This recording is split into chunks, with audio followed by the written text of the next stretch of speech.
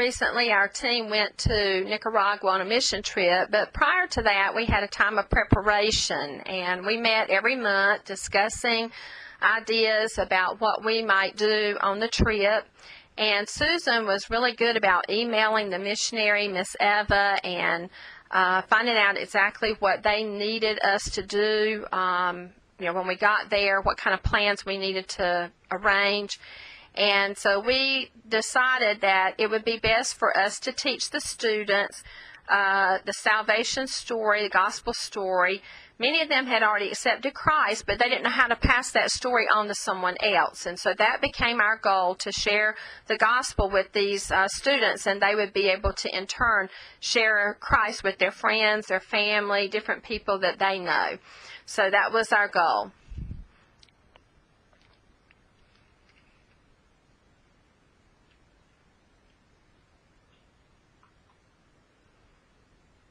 Before going to Nicaragua, I had a great concern about there being a language gap because, they speak Spanish, and I don't know a whole lot of Spanish, and the deaf there use NSL, which is Nicaragua Sign Language, and some of it's similar to ASL, but not completely.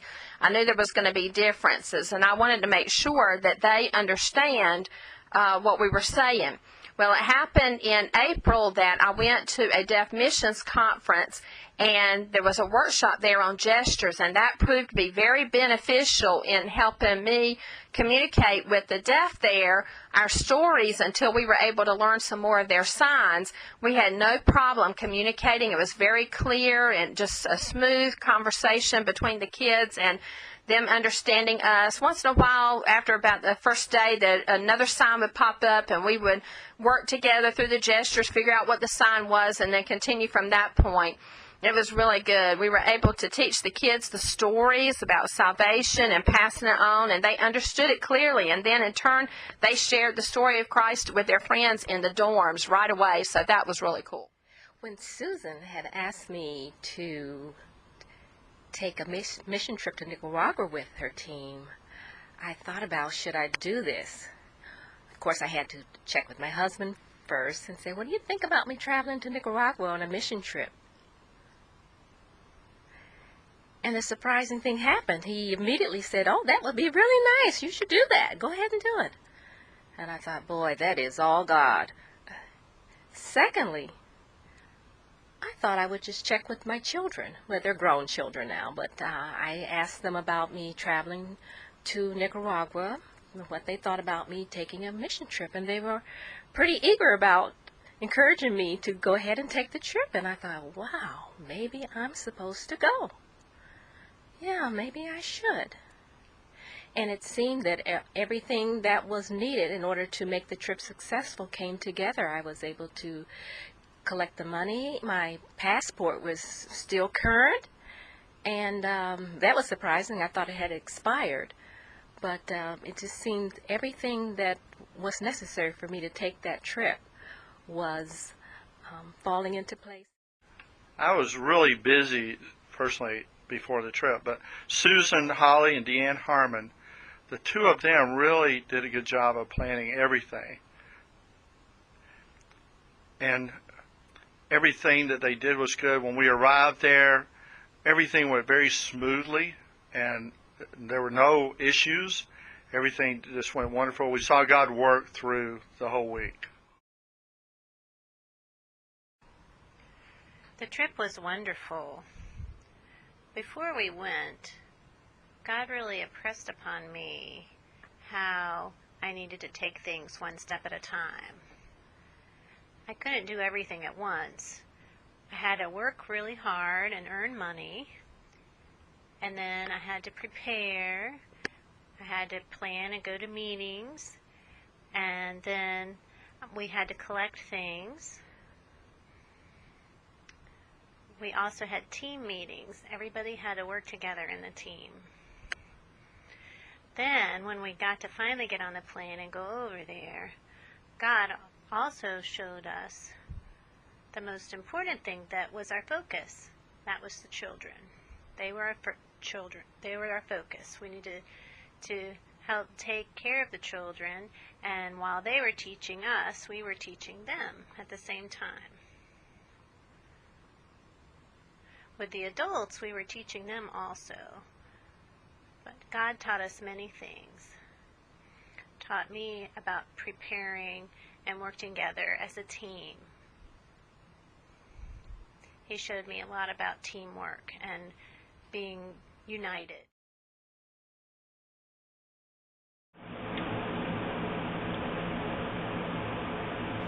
There was one time when I believe we were going to the school that day. We were in the car, and there was a young man in the car, and he was talking about some of the young deaf in the Nicaraguan community.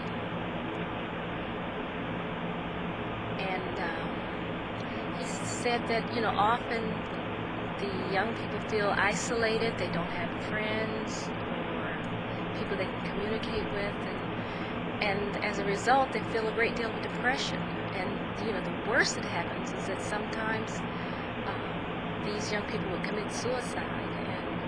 And that story really that experience really broke his heart, and really affected us as well as a team. We were really hurt by that story. But learning that, it was proof that deaf people need to be a part of these mission trips, to perhaps go to Nicaragua and other countries and share information and share with the deaf in. Our team went there and we taught the students. There were 130 deaf students. We taught all of them how to share their faith with other people. And they all really did a good job. They were very expressive, and they were willing to share their faith with each other. When I came back home, I was reading about the deaf community and how important it is for the deaf Christians to share their faith with other deaf people. There's much more power when a deaf person shares the gospel with a deaf person than when a hearing person does. There were 130 deaf students, like I said, and we just encouraged them and taught. The team consisted of 4 interpreters. We wish there had been more deaf people involved, some deaf people involved, but that was the way it happened, that there were all interpreters. We all could sign well. When we went to meet with the people, we understood them, and the communication wasn't very difficult. We learned the communication, and we really bonded with them easily. God showed us how to learn the signs, and also we had gestures. We used a drama and gestures, and the deaf people there also learned how to gesture and how to use their gestures in communicating. The communication bond was good. God showed us how to teach the deaf people to teach the other deaf people in the community about Jesus Christ. They were responsible. We taught them that they were responsible to teach others how to become Christians and how to become believers and how to be excited about following Jesus.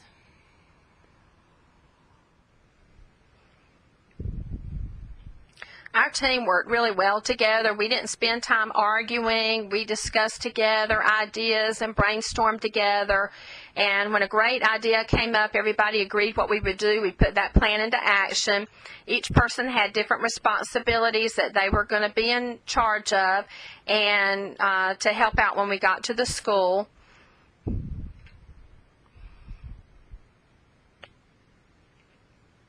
We wanted to be able to share the story of salvation with the kids so they would learn the story.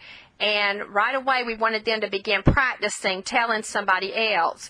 And so that way they would learn how to share the gospel. We used the colors, black for sin, red for the blood of Jesus on the cross, white for salvation and cleansing, and all the 7 different colors, and had them make a necklace. And then each person would come up and choose a person from the class to tell the story to them.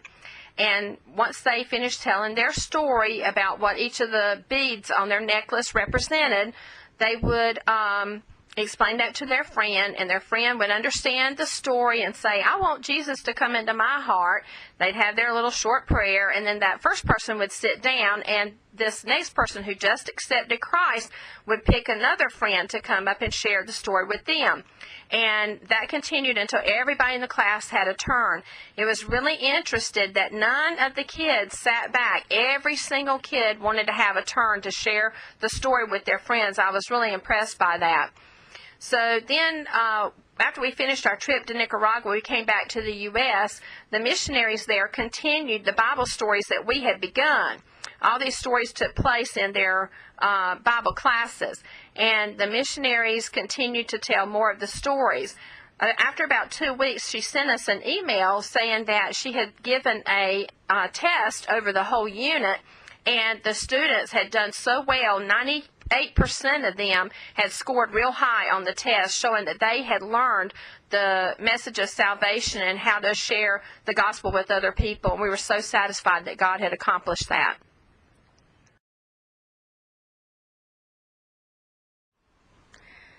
Let's see, one thing I noticed maybe is that the people there, they just seem to be a lot more active than we are in the U.S.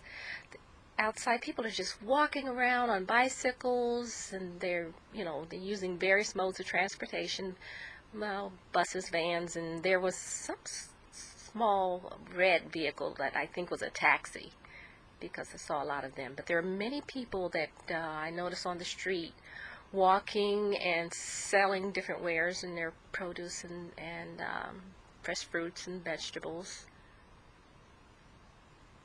Of course, there's one other thing that I noticed, and I will never forget, is that there was a large volcano in Nicaragua. It was a beautiful backdrop for the scenery, but I won't forget that. On the first day that we went to the school, there was a man who went with us who's deaf. His name is Hernaro. This is his name sign. He's very friendly. On the way there to the school, he shared some stories about some friends of his, deaf friends. One was in a car accident. He was walking and hit by a car, and they carried him to a hospital. And they tried to work on him, but he was injured too badly, so they took him to another hospital. And when they got him there, they tried to fix him, but there's just so much, and the surgery would be too expensive. So they contacted his family, and they all came, and so they could tell him goodbye. And then he died. There's no way they could help him because they were just too poor. Hernaro shared about some other friends of his who were deaf. He said that the deaf in Nicaragua are very lonely, and they feel that they have no hope, and often they take their own lives. And he shared 2 or 3 stories of deaf friends who had killed themselves. One of them, he told us of how the mother arrived home and saw her son's feet dangling and went into the bedroom and saw that her son was dead. It's very sad. It really touched me. It just broke my heart to hear that. We really need to encourage the deaf in Nicaragua with the gospel of Jesus Christ.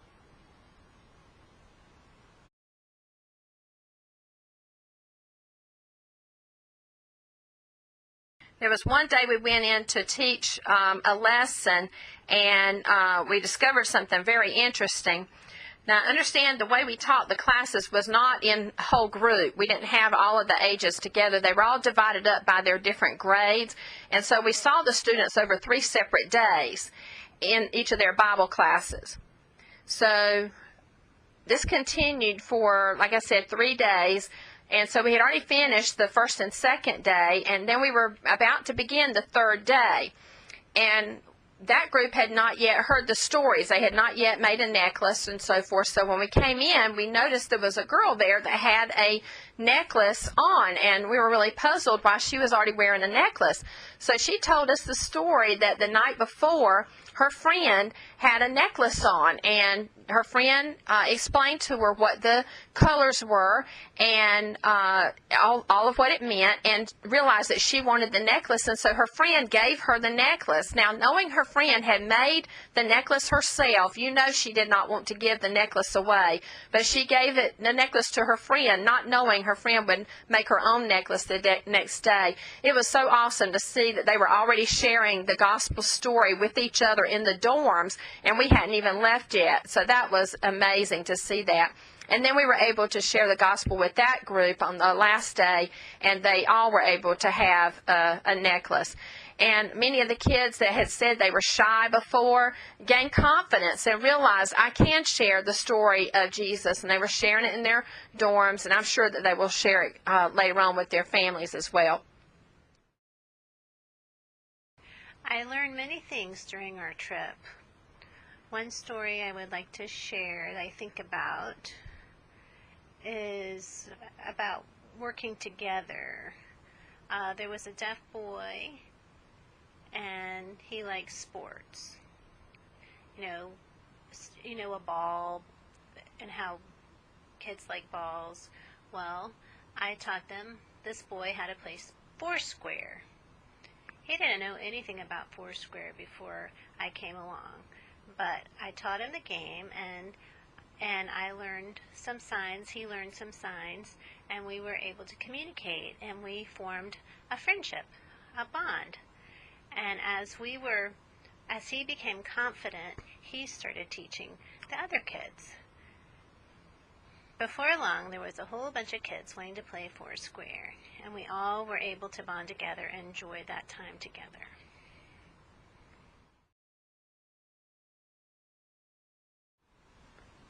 The kids are just great.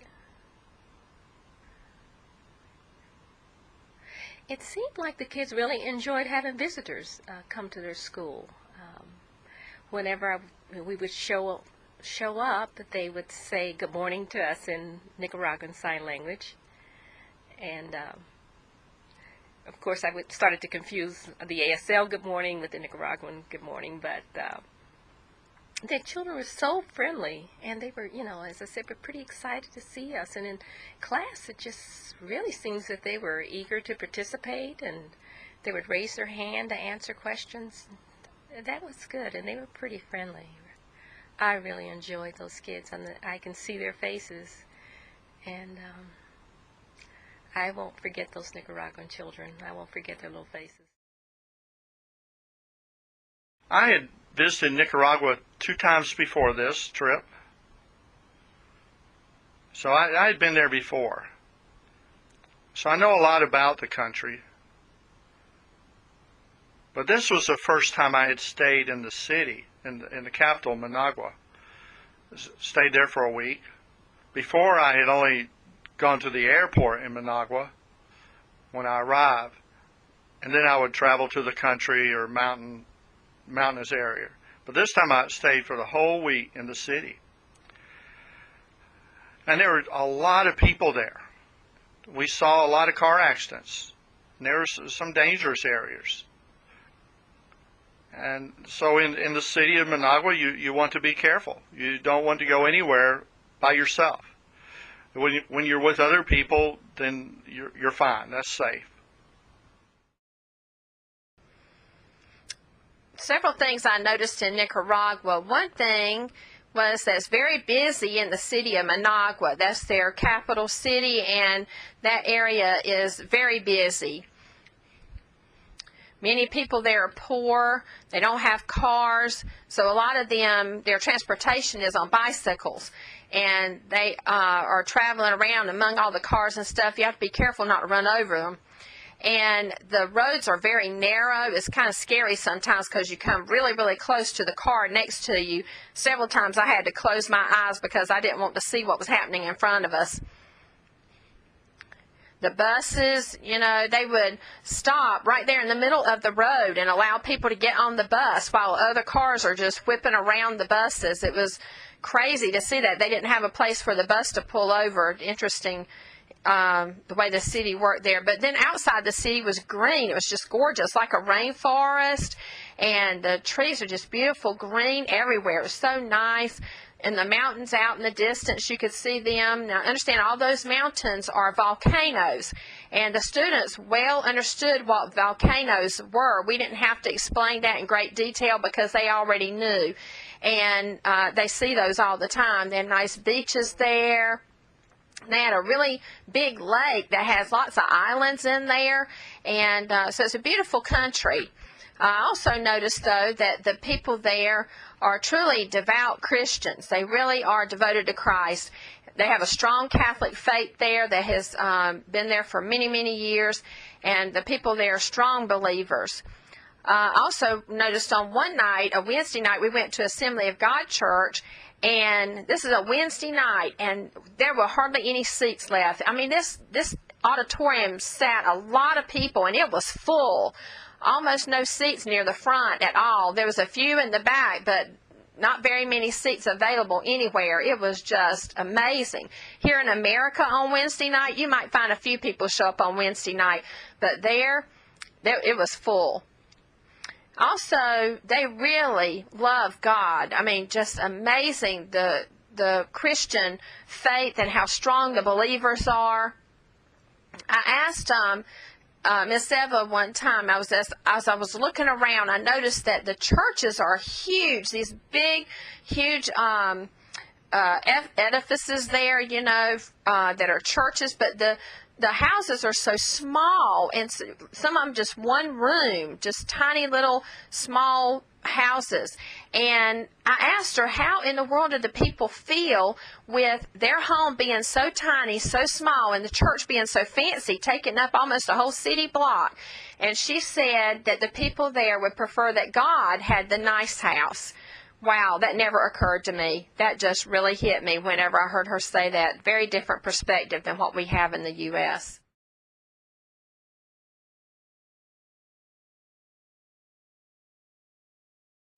Nicaragua, the people there are very poor.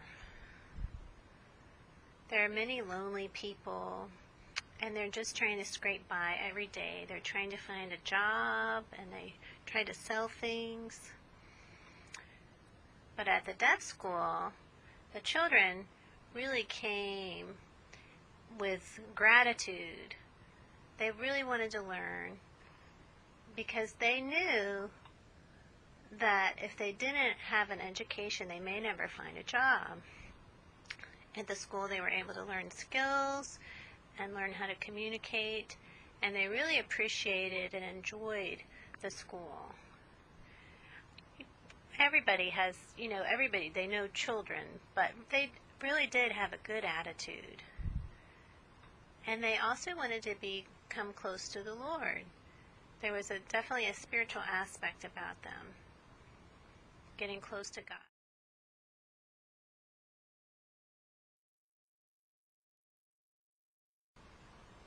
We really had a strong mission team. There was a great deal of planning, and I traveled with individuals who were experienced with going on mission trips. All three of them had been to several trips previous to this one. It was my first time, but it just seems like everything came together, all the planning, and when we got there, the children were eager to learn.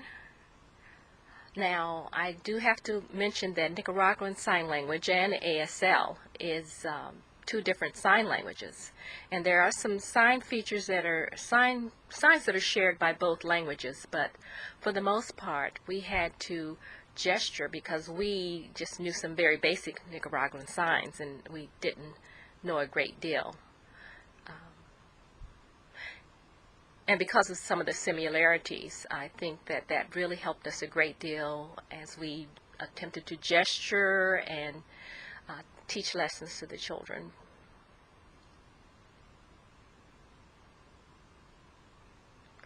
And the children seemed to understand us. Because, with the 2 languages sharing some signs and with our gestures and the children's willingness to learn these lessons, they were able to get the information, share them with other children and their families. So the deaf kids were the deaf students were very friendly. And they helped us to learn some Nicaraguan signs, and we also taught them some American Sign Language signs. We encouraged each other to learn the other sign languages. We shared our faith with them. We taught them how to share their faith. And we loved them and they loved us. We had a wonderful time with the children. They were very friendly and loving. The kids were so much fun. They noticed when they noticed our language was a bit different than ours, or our languages were different, they wanted to immediately pick up on some of our signs. They wanted to know ASL signs, and every time they saw us, they wanted to know another sign. And so one day, they had finished school that morning, and they had an afternoon break, and so we all got outside and played with them outside. It was so much fun playing with them. We had brought some Uno cards, and we taught them how to play the game, and I was surprised they didn't know how to play that. I thought it was a Spanish game, but anyway, they didn't know how to play the Uno game, so we taught them that, and then later they taught us some of their games, and we played their games with them. It was so much fun. We really enjoyed each other. It was a great time with the kids. They are incredible actors. We had one night when we did a drama night, and we gave each group a theme, like church or family or sports, and each of the groups had to come up with their own skit related to that theme. And so they all sat together for just a few minutes and came up with a skit. There was nothing written down, nothing to memorize. It was all improv. And they came up with the greatest stories. They were just so talented. It was amazing. We just enjoyed the drama with them, and we laughed so hard together. It was really, really enjoyable time with the kids. They were great. The children there were so sweet. I thought it was going to be very uncomfortable trying to talk to them. But actually, we asked them questions, and they asked us questions back, and they were just really sweet kids, and they wanted to learn, and I really liked being with them.